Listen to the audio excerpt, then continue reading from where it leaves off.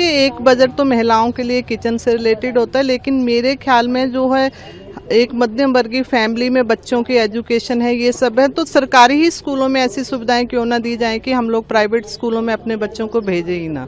तो अगर इस तरह का कुछ बजट में लाया जाए तो वो भी एक बेनिफिशियल होगा। महिलाओं के लिए तो डेली दिनचर्या की चीजें और किचन से ही शुरुआत होती है।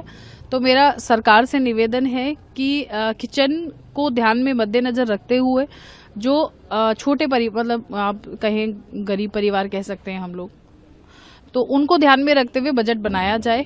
किचन की बातें करें, गैस सिलेंडर की बात करें और जो हमारी दिनचर्या की चीजें हैं उस पर थोड़ा ध्यान रखते हुए बजट बनाया जाए, उसमें हमें रियायत मिलनी चाहिए। हम अगर बात करें अगर और चीजों की, बच्चों की स्कूल की फीस से लेकर घर के खर्चे कैसे मैनेज? स्कूल फीस तो शायद सरकार के हैंड में नहीं आती है, क्योंकि प्राइवेट स्कूल्स में आजकल सब पढ़ाना पसंद करते हैं। सरकारी सुविधाएं तो लोगों को चाहिए, पर सरकारी स्कूल्स नहीं चाहिए, सरकारी हॉस्पिटल्स नहीं चाहिए, सरकारी सुविधाएं, नौकरी सबको सरकारी चाहिए। जो सरकार ने योजनाएं चलाई हैं वो सबको चाहिए, हर घर में है। दुनिया आज के टाइम में इंडिया में कोई ऐसा व्यक्ति नहीं है जिसने सरकारी योजना का लाभ ना उठाया हो। पर सरकारी स्कूल में नहीं पढ़ाना है, सरकारी हॉस्पिटल में नहीं दिखाना है, तो सिर्फ सरकार से उम्मीदें ये होती हैं कि जो अपनी कंफर्ट के हिसाब से हो बात, सिर्फ वही करना लोग चाहते हैं। तो आज भी वही है कि एक तो पेट्रोल पे थोड़ी रियायत हो और गैस सिलेंडर्स पे हो। किचन की और दिनचर्या की डेली की जो महिलाओं की जरूरतें हैं उसमें थोड़ी हमें रियायत मिलनी चाहिए। हम लोग ये चाहते हैं कि इस बजट में हम लोग को जैसे फ्यूल चार्जेस हैं वो अंडर जीएसटी आए, जैसे डीजल है, पीएनजी है, so that we can take the benefit. हम लोग को जीएसटी का कोई बेनिफिट नहीं है, ये सब चीजें वैट के अंडर है, तो हम लोग चाहते हैं कि जीएसटी में आएगा तो हम उसका बेनिफिट ले सकें। हम अगर बात करें अगर पेट्रोल डीजल की, अगर जीएसटी में लाएंगे तो कितना असर आपके कंपनी पर? काफी असर आएगा। जैसे ट्रांसपोर्टेशन में भी हम लोग को कॉस्टिंग इंक्रीज हो जाती है हम लोग की, तो अगर ये सब चीजें अंडर जीएसटी आएंगी तो हम लोग को एज ओवरऑल काफी इफेक्ट आएगा हमारी उस पर। और मेरा सुझाव सरकार को ये है कि जो जीएसटी की दरें लगी हुई हैं प्रोडक्ट्स पे, उसको रिशफलिंग करनी चाहिए। जैसे जो एसेंशियल प्रोडक्ट्स हैं, जैसे हम मेरी प्रेशर कुकर की फैक्ट्री है, तो मैं एक एग्जांपल के तौर पे बताता हूँ कि जैसे गैस स्टोव है, गैस स्टोव एक एसेंशियल प्रोडक्ट है, एक गरीब के घर में भी यूज होता है और सब लोग गैस यूज करते हैं, तो उस पर 18% का टैक्स है। तो वो इस तरीके से जो प्रोडक्ट, उस पर टैक्स कम होना चाहिए। 18% जीएसटी बहुत ज्यादा है, ठीक है, जो कि हाई लेवल के प्रोडक्ट्स हैं उसमें चलता है, मगर जो एसेंशियल प्रोडक्ट्स हैं जो कि हर किसी को जरूरत है, गरीब को भी और हर मध्य वर्ग के आदमी को, तो उन प्रोडक्ट्स पे टैक्स स्लैब कम होनी चाहिए। ऐसी भी बहुत सारी चीजें हैं एसेंशियल प्रोडक्ट्स हैं, उन पे टैक्स स्लैब कम होना चाहिए। तो ये मेरा एक सरकार को काफी बड़ा सुझाव है। और बाकी बिजली की दरें भी इंडस्ट्रीज के लिए थोड़ी कम होनी चाहिए, या फिर जैसे कि जो ओवर टाइम लगाते हैं, जो रात को बिजली चला, जिसकी 24 घंटे कारखाने चलते हैं, तो रात को भी उसके अंदर हमारा टैक्स, बिजली का दर हमारी कम होनी चाहिए। बजट में हम चाहते हैं कि सरकार को इनकम टैक्स में छूट देनी चाहिए और कैपिटल गेन्स में भी छूट देनी चाहिए। कैपिटल गेन बहुत पड़ जाता है, जैसे कोई किसी ने प्रॉपर्टी को बेचता है तो उसमें टैक्स की दर बहुत ज्यादा है, उसको कम करना चाहिए। अगर बात करें अगर बिजली की और बाकी केमिकल्स की जो रॉ मटेरियल लेते हैं उसको, आप रॉ मटीरियल्स में बड़ी फ्लक्चुएशन है, बहुत अप डाउन आता है, उससे भी बहुत नुकसान होता है व्यापारियों को।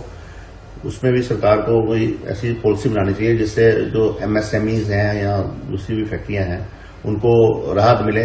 जो फ्लक्चुएशंस हैं उसमें कभी एकदम रेट बढ़ जाते हैं, एकदम कम हो जाते हैं, तो वो नुकसान होता है। सस्ता ही बजट चाहता है भैया रसोई का। ये अदरक हुए, आलू हुए, ये सारे, टमाटर है, कभी कभी 200 रुपए 250 रुपए किलो पहुंच जाते हैं। और अदरक भी कहाँ 15 रुपए 10 रुपए पाव थी, 40 रुपए पाव एकदम। हरी मिर्च भी, सारी सब्जी, साग वगैरह। मैम अगर बात करें गैस सिलेंडर की, सबसे इम्पोर्टेंट कितना महंगा है भैया। जो गरीब लोग हैं जिनके पास इतनी इनकम नहीं है, तो मैं 900 रुपए कहाँ से देंगे। कभी के जमाने में पहले 400 रुपए का सिलेंडर था, अभी इकट्ठा ही 900 रुपए का हो गया, कहाँ से भरवाएंगे। हम तो कल भूखे बैठ गए थे, जब सिलेंडर वाला आया, सिलेंडर ले लो, कितने पैसे देने, 900 रुपए।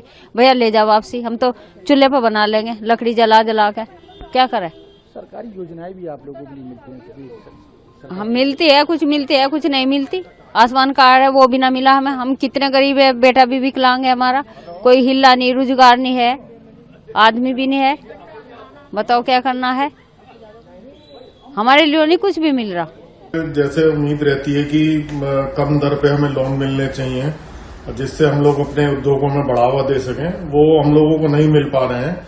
और जीएसटी की दरें भी बहुत ज्यादा है हम लोगों के यहाँ, और इनकम टैक्स के भी स्लैब बहुत हाई हैं, जिसमें हम लोगों को राहत नहीं मिल पा रही है। तो हम इस बार बजट से उम्मीद करते हैं कि हमको जीएसटी के स्लैब में और इनकम टैक्स में राहत मिले, ताकि हम लोग आगे काम कर सकें। और एक्सपोर्ट में भी हम एक्सपोर्ट भी करते हैं, तो एक्सपोर्ट में भी हम गवर्नमेंट से सपोर्ट की आशा करते हैं, ताकि हम लोग एक्सपोर्ट बढ़ा सकें। और जैसे उत्तर प्रदेश सरकार एक्सपोर्ट पर बढ़ावा दे रही है, तो उसमें अगर सरकार से हमें सपोर्ट मिलेगी बजट के अंदर, तो हम लोग एक्सपोर्ट बढ़ा सकेंगे। सरकार से अनुरोध भी है कि सरकार ने जैसे पहले भी स्लैब बढ़ाया था, इस स्लैब को बढ़ाकर इनकम टैक्स वाले स्लैब को 8 से 9 लाख रुपए कर दिया जाए, जिससे कि मध्यम वर्ग को बहुत ही राहत मिलेगी। बात करें इनकम की, तो इनकम के स्रोत क्यों बढ़ाएंगे? भाई इनकम के ग्रोथ भी बढ़ेंगे, सरकारी की योजनाएं चल रही है, इनकम बढ़ाने में लगातार लोगों की आमदनी बढ़ी है। ऐसा नहीं आमदनी नहीं बढ़ी है, आमदनी भी बढ़ी है, और जब आमदनी बढ़ी है तो टैक्स भी बढ़े हैं। लेकिन मध्यम वर्गीय परिवार पे खर्चे इतने रहते हैं कि मध्यम वर्गीय परिवार को डिबेट देने के लिए इनकम टैक्स की जो लिमिट है वो कम से कम 9 लाख रुपए करनी